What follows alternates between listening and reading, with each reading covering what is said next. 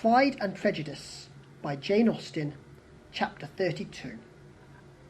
Elizabeth was sitting by herself the next morning and writing to Jane, while Mrs. Collins and Maria were gone on business into the village, when she was startled by a ring at the door, the certain signal of a visitor. As she had heard no carriage, she thought it not unlikely to be Lady Catherine, and under that apprehension was putting away her half-finished letter, that she might escape all impertinent questions, when the door opened, and, to her very great surprise, Mr. Darcy, and Mr. Darcy only, entered the room. He seemed astonished, too, on finding her alone, and apologized for his intrusion by letting her know that he had understood all the ladies were to be within. They then sat down, and when her inquiries after Rosings were made, seemed in danger of sinking into total silence. It was absolutely necessary, therefore, to think of something, and in this emergence, recollecting when she had seen him last in Hertfordshire, and feeling curious to know what he would say on the subject of their hasty departure, she observed, "How very suddenly you all quitted Netherfield last November, Mr. Darcy. It must have been a most agreeable surprise to Mr. Bingley to see you all after him so soon, for if I recollect right, he went but the day before. He and his sisters were well, I hope, when you left London?" "Perfectly so, I thank you." She found that she was to receive no other answer, and after a short pause added, "I think I have understood that Mr. Bingley has not much idea of ever returning to Netherfield again." "I have never heard him say so, but it is probable that he may spend very little of his time there in the future. He has many friends, and is at a time of life when friends and engagements are continually increasing. If he means to be but little at Netherfield, it would be better for the neighbourhood that he should give up the place entirely, for then we might possibly get a settled family there. But perhaps Mr. Bingley did not take the house so much for the convenience of the neighbourhood as for his own, and we must expect him to keep it or quit it on the same principle." "I should not be surprised," said Darcy, "if he were to give it up as soon as any eligible purchase offers." Elizabeth made no answer. She was afraid of talking longer of his friend, and having nothing else to say, was now determined to leave the trouble of finding a subject to him. He took the hint, and soon began with, "This seems a very comfortable house. Lady Catherine, I believe, did a great deal to it when Mr. Collins first came to Hunsford." "I believe she did. I'm sure she could not have bestowed her kindness on a more grateful object." "Mr. Collins appears to be very fortunate in his choice of a wife." "Yes, indeed. His friends may well rejoice in his having met with one of the very few sensible women who would have accepted him, or have made him happy if they had. My friend has an excellent understanding, though I am not certain that I consider her marrying Mr. Collins as the wisest thing she ever did. She seems perfectly happy, however, and in a prudential light it is certainly a very good match for her." "It must be very agreeable for her to be settled within so easy a distance of her own family and friends." "An easy distance, do you call it? It's nearly 50 miles. "And what is 50 miles of good road? Little more than half a day's journey. Yes, I call it a very easy distance." "I should never have considered the distance as one of the advantages of the match," cried Elizabeth. "I should never have said Mrs. Collins was settled near her family." "It is proof of your own attachment to Hertfordshire. Anything beyond the neighbourhood of Longbourn, I suppose, would appear far." As he spoke, there was a sort of smile, which Elizabeth fancied she understood. He must be supposing her to be thinking of Jane and Netherfield, and she blushed as she answered, "I do not mean to say that a woman may not be settled too near her family. The far and the near must be relative, and depend on many varying circumstances. Where there is fortune to make the expenses of travelling unimportant, distance becomes no evil. But that is not the case here. Mr. and Mrs. Collins have a comfortable income, but not such a one as will allow frequent journeys, and I am persuaded my friend would not call herself near her family under less than half the present distance." Mr. Darcy drew his chair a little towards her, and said, "You cannot have a right to such very strong local attachment. You cannot have always been at Longbourn." Elizabeth looked surprised. The gentleman experienced some change of feeling. He drew back his chair, took a newspaper from a table, and glancing over it, said, in a colder voice, "Are you pleased with Kent?" A short dialogue on the subject of the country ensued, on either side calm and concise, and soon put an end to by the entrance of Charlotte and her sister, just returned from her walk. The tete-a-tete surprised them. Mr. Darcy related the mistake which had occasioned his intruding on Miss Bennet, and after sitting a few minutes longer without saying much to anybody, went away.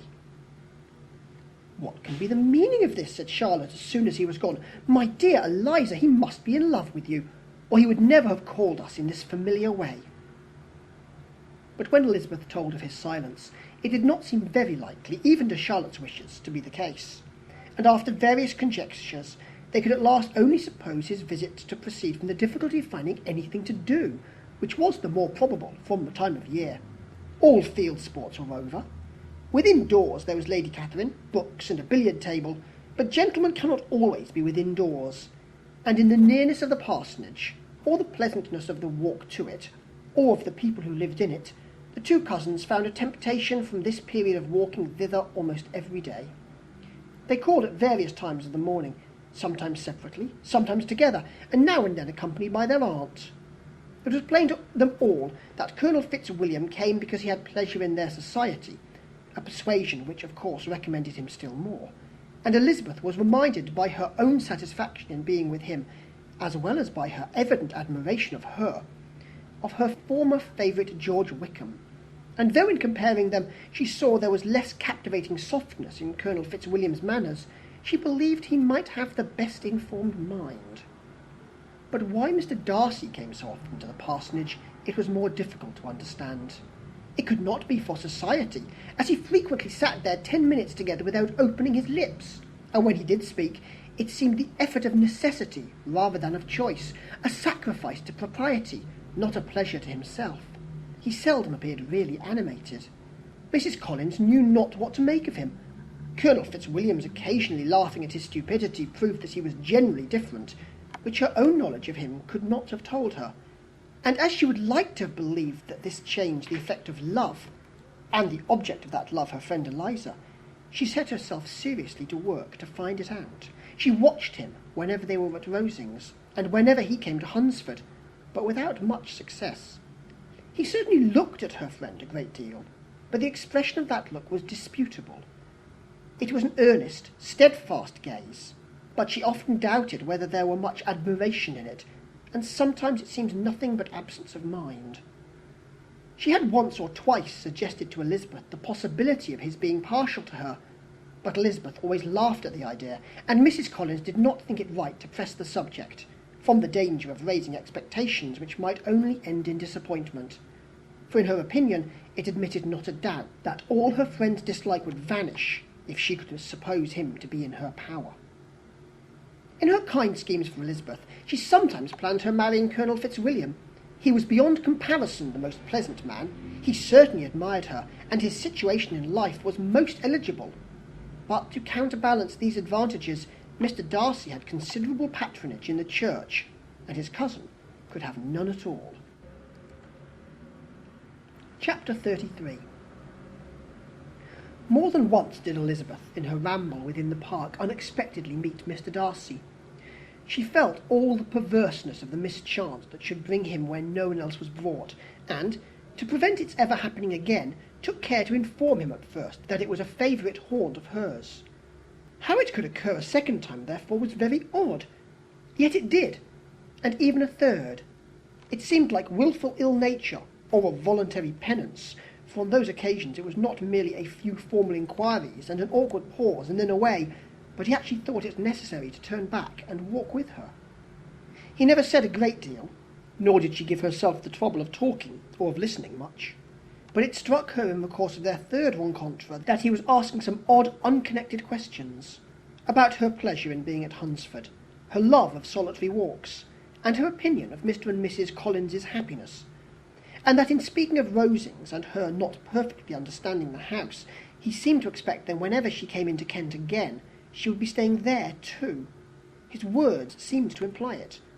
Could he have Colonel Fitzwilliam in his thoughts? She supposed, if he meant anything, he must mean an allusion to what might arise in that quarter. It distressed her a little, and she was quite glad to find herself at the gate in the pales opposite the parsonage.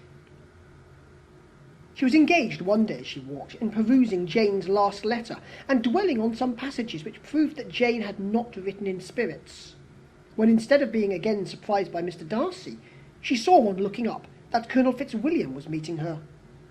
Putting away the letter immediately, and forcing a smile, she said, "I did not know before that you ever walked this way." "I have been making a tour of the park," he replied, "as I generally do every year, and intend to close it with a call at the parsonage. Are you going much farther?" "No, I should have turned in a moment."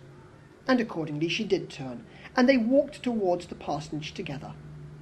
"Do you certainly leave Kent on Saturday?" said she. "Yes, if Darcy does not put it off again, but I am at his disposal. He arranges the business just as he pleases. And if not able to please himself in the arrangement, he has at least pleasure in the great power of choice. I do not know anybody who seems to enjoy the power of doing what he likes more than Mr. Darcy." "He likes to have his own way very well," replied Colonel Fitzwilliam, "but so we all do. It is only that he has better means of having it than many others, because he is rich, and many others are poor. I speak feelingly. A younger son, you know, must be inured to self-denial and dependence. In my opinion, the younger son of an earl can know very little of either. Now, seriously, what have you ever known of self-denial and dependence? When have you been prevented by want of money from going wherever you choose, or procuring anything you had a fancy for? These are home questions, and perhaps I cannot say that I have experienced many hardships of that nature. But in matters of greater weight, I may suffer from want of money. Younger sons cannot marry where they like, unless where they like women of fortune, which I think they very often do. Our habits of expense make us too dependent, and there are too many in my rank of life who can afford to marry without some attention to money." "Is this," thought Elizabeth, "meant for me?" And she coloured at the idea, but recovering herself, said in a lively tone, "And pray, what is the usual price of an earl's younger son? Unless the elder brother is very sickly, I suppose you would not ask above £50,000? He answered her in the same style, and the subject dropped. To interrupt a silence which might make him fancy her affected with what had passed, she soon afterwards said, "I imagine your cousin brought you down with him chiefly for the sake of having someone at his disposal. I wonder he does not marry to secure a lasting convenience of that kind. But perhaps his sister does as well for the present, and as she is under his sole care, he may do what he likes with her." "No," said Colonel Fitzwilliam, "that is an advantage which he must divide with me. I am joined with him in the guardianship of Miss Darcy." "Are you indeed? And pray what sort of guardians do you make? Does your charge give you much trouble? Young ladies of her age are sometimes a little difficult to manage, and if she has the true Darcy spirit, she may like to have her own way."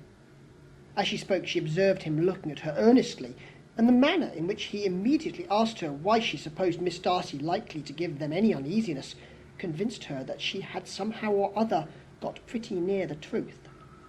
She directly replied, "You need not be frightened. I never heard any harm of her, and I dare say she is one of the most tractable creatures in the world. She is a very great favourite with some ladies of my acquaintance, Mrs. Hurst and Miss Bingley. I think I've heard you say that you know them?" "I know them a little. Their brother is a pleasant gentleman-like man. He is a great friend of Darcy's." "Oh, yes," said Elizabeth dryly. "Mr. Darcy is uncommonly kind to Mr. Bingley, and takes a prodigious deal of care of him."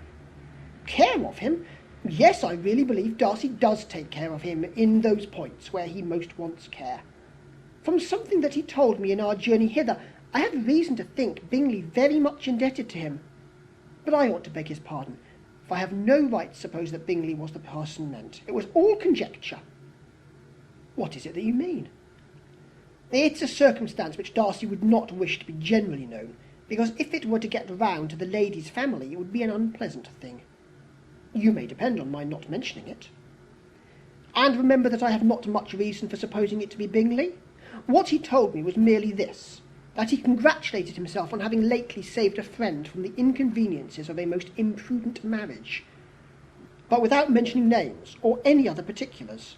And I only suspected it to be Bingley, from believing him the kind of young man to get into a scrape of that sort, and from knowing them to have been together the whole of last summer. Did Mr. Darcy give you reasons for this interference? I understand there were some very strong objections against the lady. And what arts did he use to separate them? He did not talk to me of his own arts, said Fitzwilliam, smiling. He only told me what I have now told you. Elizabeth made no answer and walked on, her heart swelling with indignation. After watching her a little, Fitzwilliam asked her why she was so thoughtful. I am thinking of what you have been telling me, said she. Your cousin's conduct does not suit my feelings. Why was he to be the judge? You are rather disposed to call his interference officious? I do not see what right Mr. Darcy had to decide on the propriety of his friend's inclination, or why, upon his judgment alone, he was to determine and direct in what manner his friend was to be happy. But, she continued, recollecting herself, as we know none of the particulars, it is not fair to condemn him. It is not to be supposed that there was much affection in the case. That is not an unnatural surmise, said Fitzwilliam, but it is a lessening of the honour of my cousin's triumph, very sadly. This was spoken jestingly, but it appeared to her so just a picture of Mr. Darcy that she would not trust herself with an answer, and therefore, abruptly changing the conversation, talked on indifferent matters until they reached the parsonage. There, shut into her own room, as soon as their visitor left them, she could think without interruption of all that she had heard. It was not to be supposed that any other people could be meant than those with whom she was connected. There could not exist in the world two men over whom Mr. Darcy could have such boundless influence. That he had been concerned in the measures taken to separate Bingley and Jane she had never doubted, but she had always attributed to Miss Bingley the principal design and arrangement of them. If his own vanity, however, did not mislead him, he was the cause. His pride and caprice were the cause of all that Jane had suffered, and still continued to suffer. He had ruined for a while every hope of happiness for the most affectionate, most generous heart in the world, and no one could say how lasting an evil he might have inflicted. There were some very strong objections against the lady, were Colonel Fitzwilliam's words, and those strong objections probably were her having one uncle who was a country attorney, and another who was in business in London. To Jane herself, she exclaimed, there could be no possibility of objection, all loveliness and goodness as she is, her understanding excellent, her mind improved, and her manners captivating. Neither could anything be urged against my father, who, though with some peculiarities, has abilities Mr. Darcy himself need not disdain, and respectability which he will probably never reach. When he thought of her mother, her confidence gave way a little, but she would not allow that any objections there had material weight with Mr. Darcy, whose pride, she was convinced, would receive a deeper wound from the want of importance in his friend's connections than from their want of sense. And she was quite decided at last that he had been partly governed by this worst kind of pride, and partly by the wish of retaining Mr. Bingley for his sister. The agitation and tears which the subject occasioned brought on a headache, and it grew so much worse towards the evening that, added to her unwillingness to see Mr. Darcy, it determined her not to attend her cousins to Rosings, where they were engaged to drink tea. Mrs. Collins, seeing that she was really unwell, did not press her to go, and as much as possible prevented her husband from pressing her. But Mr. Collins could not conceal his apprehension at Lady Catherine's being rather displeased by her staying at home.